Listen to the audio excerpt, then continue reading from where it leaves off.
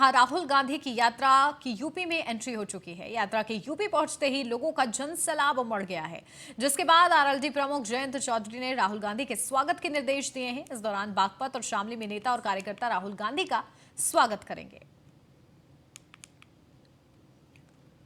तो भारत जोड़ो यात्रा की उत्तर प्रदेश में एंट्री और धूमधाम के साथ ये यात्रा निकाली जा रही है। जनसैलाब इसके साथ जुड़ रहा है। साथ ही साथ आरएलडी के अध्यक्ष जयंत चौधरी ने भी कार्यकर्ताओं और नेताओं को आदेश दिए हैं कि राहुल गांधी का भव्य स्वागत किया जाए और इसी की तैयारियों में सभी जुटे हुए हैं।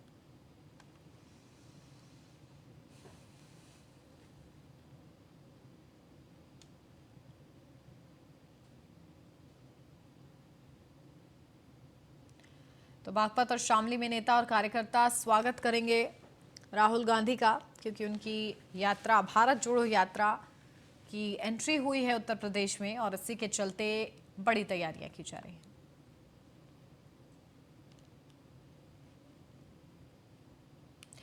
अब आपको भारत जोड़ो यात्रा का पूरा कार्यक्रम बताते हैं। गाजियाबाद के लोनी बॉर्डर से आज एंट्री होगी। 4 जनवरी को बागपत, 5 जनवरी को शामली, 6 जनवरी को कैराना से होकर हरियाणा के सोनीपत जिले में प्रवेश करेगी। 10 जनवरी तक भारत जोड़ो यात्रा हरियाणा में ही रहेगी। तो 11 जनवरी को पंजाब में प्रवेश करेगी। 19 जनवरी को हिमाचल प्रदेश से यात्रा गुजरेगी। 20 जनवरी को जम्मू कश्मीर में यात्रा प्रवेश करेगी और 30 जनवरी को राहुल गांधी तिरंगा फहराकर यात्रा का समापन करेंगे। तो 30 जनवरी तक पूरी ये कार्यक्रम निर्धारित है भारत जोड़ो यात्रा के लिए और ये यात्रा फिलहाल उत्तर प्रदेश में प्रवेश कर चुकी है और इसी के साथ आगे भी हिमाचल प्रदेश, पंजाब से होते हुए भारत जोड़ो यात्रा का समापन 30 जनवरी को राहुल गांधी की तरफ से किया जाएगा। इस दौरान वो झंडा फहराएंगे और इस यात्रा का समापन करेंगे।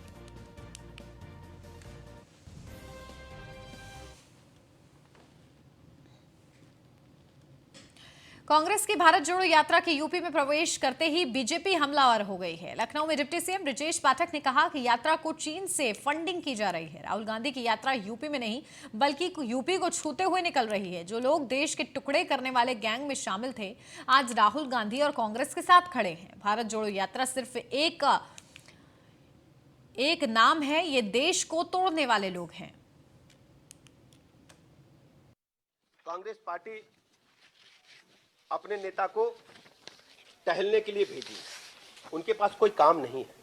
अगर वास्तव में भारत माता के प्रति समर्पित भाव से काम करते होते तो आप सोचो, जो उनकी यात्रा निकली है उस यात्रा में कौन कौन शामिल हुआ, क्या आप लोगों की नजर है क्या? मैं देख रहा था फुटेज। अफजल गुरु की फांसी का विरोध किसने किया था आप जानते हैं? एएस दौलत रा के पूर्व अधिकारी हैं। उन्होंने अफजल गुरु की फांसी का विरोध किया था कि नहीं किया था? दिनेश जी आप बताइए। आप पत्रकार मित्रों से पूछना, आपको सवाल पूछना चाहिए कि वो लोग जो हिंदुस्तान की एकता और अखंडता को, हिंदुस्तान को विखंडित करने के लिए और जो अटैक करते हैं भारत माता पर, उनके समर्थन में जो लोग हैं उनको यात्रा में आप साथ रखोगे? हिंदुस्तान की जनता आपसे पूछना चाहती है। और यह भी मैं बताना चाहता हूं, जिन लोगों ने हमारे डैम का विरोध किया, नर्मदा डैम का विरोध किया, वो आपकी यात्रा में शामिल हो रहे हैं। विकास को रोकने का आप काम कर रहे हो, डेवलपमेंट को रोकने का काम कर रहे हो। नर्मदा डैम बनने के बाद बड़ी संख्या में हजारों एकड़ लैंड सिंचित हुई है, लोगों को पीने का पानी मिल रहा है। आप दिखाना क्या चाहते हैं देश की जनता को, प्रदेश की जनता को जवाब क्या दे? तो भारतीय जनता पार्टी में तय हुआ कि हम मीडिया में जाकर के प्रदेश के लोगों को सच्चाई बताएं कि किस ढंग से राहुल गांधी की जो यात्रा उत्तर प्रदेश में आज प्रवेश की, उस पर सवाल पूछे जा रहे थे। राहुल गांधी की यात्रा उत्तर प्रदेश में मैं कह सकता हूं कि छूते छूते निकल रही है। उत्तर प्रदेश में आने की उन्होंने उत्तर प्रदेश की जनता से दुराव होने के कारण, क्योंकि उत्तर प्रदेश को छोड़ करके वो उत्तर प्रदेश के किनारे किनारे निकल रहे हैं और वो कांग्रेस पार्टी और वो उनके नेता जो लगातार देश को तोड़ने की बात करते थे, देश को विध्वंसक शक्तियों के साथ हाथ मिलाने का काम करते थे, टुकड़े टुकड़े गैंग के साथ खड़े होने की बात करते थे, वो लोग भारत जोड़ो यात्रा का छद्म नाम देकर करके लोगों को गुमराह करने का प्रयास कर रहे हैं। उत्तर प्रदेश के आम जनता उन्होंने बुरी तरह नकार दिया है, इसलिए उन्होंने हिम्मत ही नहीं की उत्तर प्रदेश से निकलने की, इसलिए वो केवल टच करते हुए दूसरे राज्यों में जा रहे हैं। मैं उत्तर प्रदेश की आम जनता को बहुत बहुत अभिनंदन करता हूं, आभार प्रकट करता हूं कि उनकी सच्चाई को जिस ढंग से उत्तर प्रदेश की जनता ने समझा है, परखा है, कांग्रेस को पूरी तरह से समाप्त कर दिया है, तो इसलिए मैं उत्तर प्रदेश की जनता का आभार प्रकट करता हूं। लखनऊ में बीजेपी महानगर कार्य समिति की बैठक हुई, जिसमें निकाय चुनाव और 2024 लोकसभा चुनाव की तैयारियों की समीक्षा की गई। बैठक के दौरान बीएल संतोष ने सशक्त बूथ और सशक्त मंडल का संदेश दिया। इस दौरान राष्ट्रीय महामंत्री संगठन बीएल संतोष और यूपी बीजेपी प्रभारी राधा मोहन सिंह मंच पर मौजूद रहे।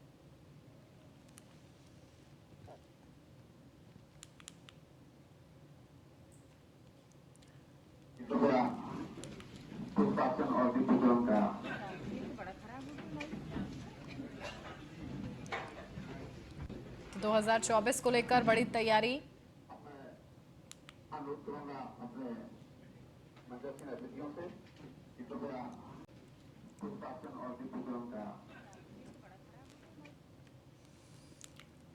और अब खबर लखनऊ से है, जहां कारागार विभाग ने अपना नया चिन्ह जारी किया है। नए वर्ष के मौके पर कारागार विभाग ने अपना नया चिन्ह जारी कर दिया है और अब यही चिन्ह प्रयोग किया जाएगा। ये बड़ी अपडेट आपको बता दें, ये वो चिन्ह है जो कि नए साल के साथ ही कारागार विभाग ने जारी किया है।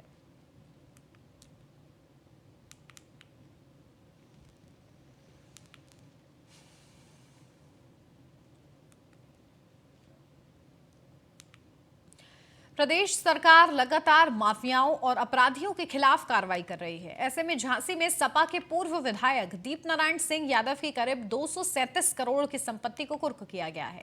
इस दौरान बड़ी संख्या में पुलिस बल मौजूद रहा। आपको बता दें कि 2 महीने पहले कुख्यात अपराधी लेखराज सिंह यादव को पुलिस कस्टडी से छुड़ाने के आरोप में सपा के पूर्व विधायक दीप नारायण सिंह यादव को गिरफ्तार किया गया था, जिसमें उनके अलावा 17 और लोग गिरफ्तार हुए थे और गैंगस्टर के तहत कार्रवाई कर जेल भेजा गया था।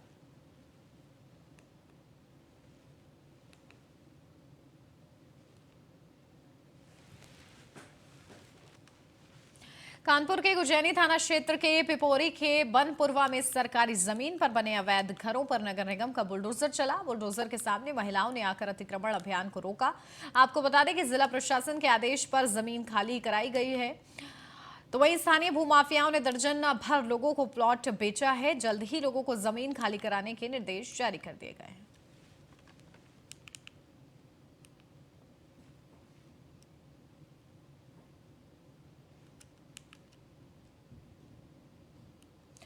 बुलंदशहर में मीट व्यापारी के ससुराल में आईटी की रेड पड़ी, जहां जनपद हापुड़ के गांव शेरपुर का मीट व्यापारी बताया जा रहा है। मुंबई में मीट व्यापारी की बड़े पैमाने पर फैक्ट्री चल रही है। मीट व्यापारी के जनपद बुलंदशहर के कस्बा खानपुर में ससुराल है। दिल्ली से बुलंदशहर छापेमारी करने पहुंची इनकम टैक्स की टीम, जहां पशु व्यापारी अब्दुल हकीम का बेटा रईस 1 साल पहले मुंबई में दामाद की फैक्ट्री में मैनेजर बताया जा रहा है।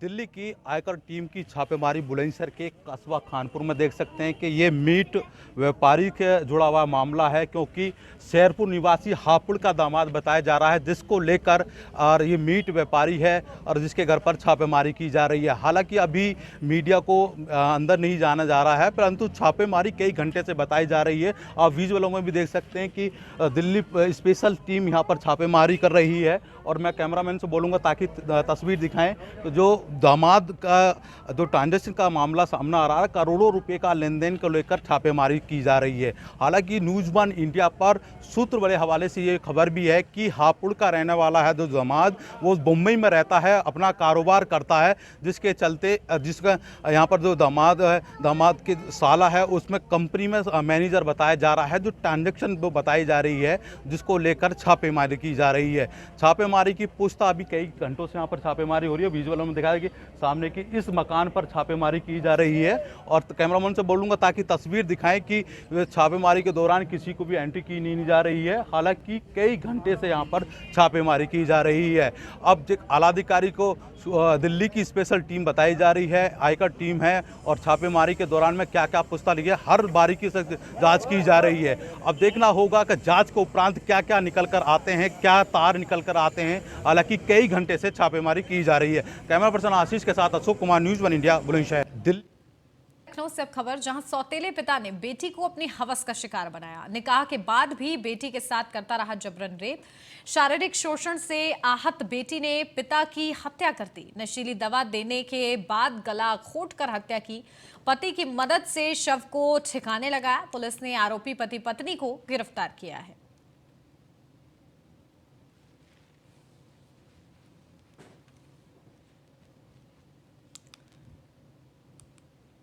लखनऊ में सिंचाई विभाग के अधिशासी अभियंता की मनमानी सामने आई है। सिंचाई मुख्यालय में लगे हरे पेड़ काटे जा रहे हैं। बिना वन विभाग की परमिशन के पेड़ काटे जा रहे हैं। एडीएन मौर्य और जेई अभिषेक श्रीवास्तव पर हरे पेड़ कटवाने के आरोप हैं। अधिकारियों को बिना जानकारी दिए ही पेड़ काटे जा रहे हैं।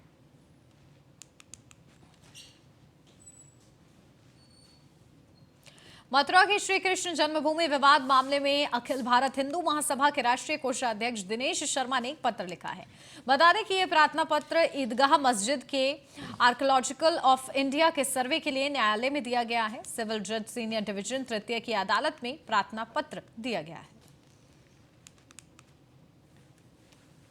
बिजनौर के डीएम उमेश मिश्रा ने जिला महिला अस्पताल का औचक निरीक्षण किया। इस दौरान महिला अस्पताल के अल्ट्रासाउंड का ताला बंद देख डीएम ने नाराजगी जताई, जिसके बाद डीएम ने सीएमएस को तत्काल अल्ट्रासाउंड कराने के आदेश दिए हैं।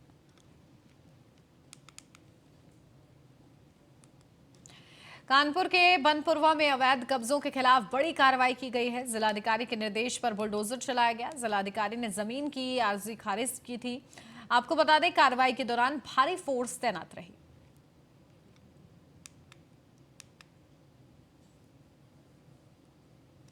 लखनऊ से अब खबर, जहां स्कूलों के अवकाश को लेकर डीएम का बड़ा आदेश। जिलाधिकारी ने एक और आदेश जारी किया है। 4 से 7 जनवरी तक अवकाश सिर्फ छात्रों के लिए मान्य। टीचिंग और नॉन टीचिंग स्टाफ पर लागू नहीं होगा यह आदेश।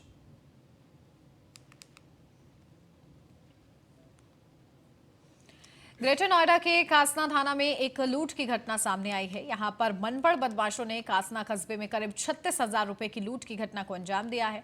फिलहाल पुलिस इस पूरे मामले को दर्ज कर जांच में जुटी हुई है।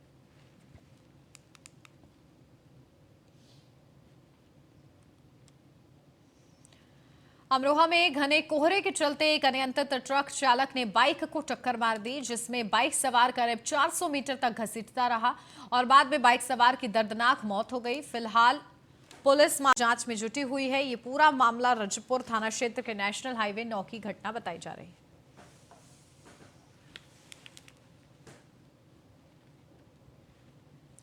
अमरोहा धनौरा थाना क्षेत्र के हलपुरा गांव में संदिग्ध परिस्थितियों में पेड़ पर एक युवक का शव मिलने से हड़कंप मच गया। फिलहाल सूचना पर पहुंची पुलिस ने शव को कब्जे में लेकर पूरे मामले की जांच शुरू कर दी है।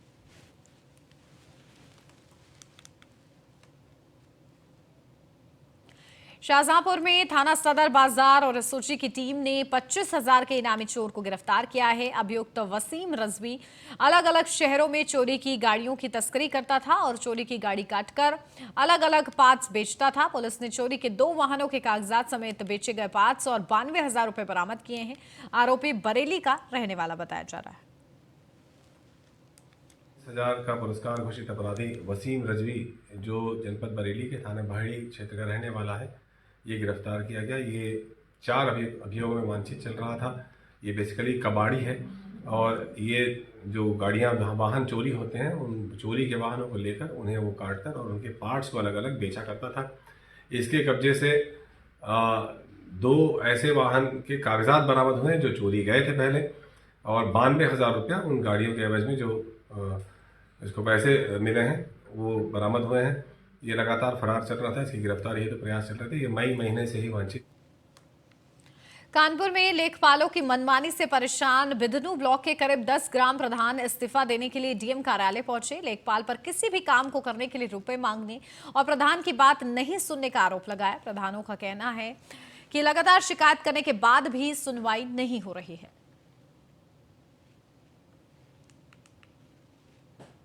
कि हमारे विकास खंड में जो चयनित लेखपाल सरकारी तंत्र के होते हैं, इनकी सबसे विकट समस्या है कि प्रधानों के फ़ोन नहीं रिसीव करते और रिसीव करते हैं तो समस्याएं नहीं सुनते। उसके बाद जनता की अगर छोटी सी भी बात है और जनता ने इन्हें फ़ोन मिलाया तो ये फ़ोन रिसीव नहीं करेंगे और मुलाकात हुई तो कोई भी काम हो उसमें पैसे की डिमांड होती है और बिन पैसे का कोई काम नहीं होता। आज जिलाधिकारी जी महोदय जी को ज्ञापन देने आए थे और अपनी समस्याओं से अवगत कराने का हम सब लोगों ने काम किया है। अगर इस पर गंभीरता से चिंतन नहीं किया गया तो आने वाले 10 दिनों में हम लोग बैठ के आमरण अनशन करेंगे। और अब खबर गाजीपुर से है, जहां मुख्तार अंसारी की एमपी एमएलए कोर्ट में व्यक्तिगत रूप से पेश होना था, पर मुख्तार अंसारी प्रशासनिक कारणों से कोर्ट में पेश नहीं हो सके, जिसके बाद अब 10 जनवरी को मुख्तार अंसारी को व्यक्तिगत रूप से पेश होने का आदेश है एमपी एमएलए कोर्ट ने दिया है। मुख्तार अंसारी की तरफ से एक गवाह तौकीर की गवाही हुई है। मुख्तार अंसारी के वकील लियाकत अली ने बताया है कि 10 जनवरी को मुख्तार अंसारी को पेश होना है और हमने कोर्ट से सुरक्षा की गुहार लगाई है, क्योंकि मुख्तार अंसारी इसमें मुख्य गवाह हैं। उनकी बांदा से यहां आने में हत्या की आशंका है। उन्होंने बताया कि तौकीर ने विवेचक को दिए गए अपने बयान में ब्रजेश सिंह और त्रिभुवन सिंह का नाम लिया था, पर अभियोजन पक्ष की ओर से यह प्रश्न नहीं पूछा। बता दें कि 15 जुलाई 2001 को मोहम्मदाबाद क्षेत्र के उसरी चट्टी पर मुख्तार अंसारी के काफिले पर हमला हुआ था, जिसमें मुख्तार अंसारी के ड्राइवर और गनर की मौत हो गई थी। इसमें ताबड़तोड़ फायरिंग हुई थी और मुख्तार अंसारी ने ब्रजेश सिंह को आरोपी बनाया था। इसी पूरे मामले में मुख्तार अंसारी की मुख्य गवाह के रूप में पेशी होनी थी, पर प्रशासनिक कारणों से वो पेश नहीं हो सके। दोनों लोगों की पेशी नहीं होनी थी। केवल मुख्तार अंसारी चूंकि इस मामले के वादी और इंजर्ड गवाह हैं, प्रत्यक्षदर्शी साक्षी हैं, इसलिए उनको व्यक्तिगत रूप से उपस्थित होने के लिए कहा गया था। और ब्रजेश सिंह जैसे वकालतन उपस्थित होते रहे हैं, उसी तरह से उनके उपस्थित होने की संभावना थी। तो मुख्तार अंसारी मीर अहमद आज माननीय न्यायालय में उपस्थित हुए थे, माननीय न्यायालय के द्वारा सम्मन जारी करने पर, और उन्होंने अपना मुख्य परीक्षा जो है बयान उन्होंने न्यायालय के समक्ष दिया है। और इसी के साथ इस बुलेटिन में बस इतना ही। खबरों का सिलसिला आगे भी जारी है, आप देखते रहिए न्यूज़ 1 इंडिया।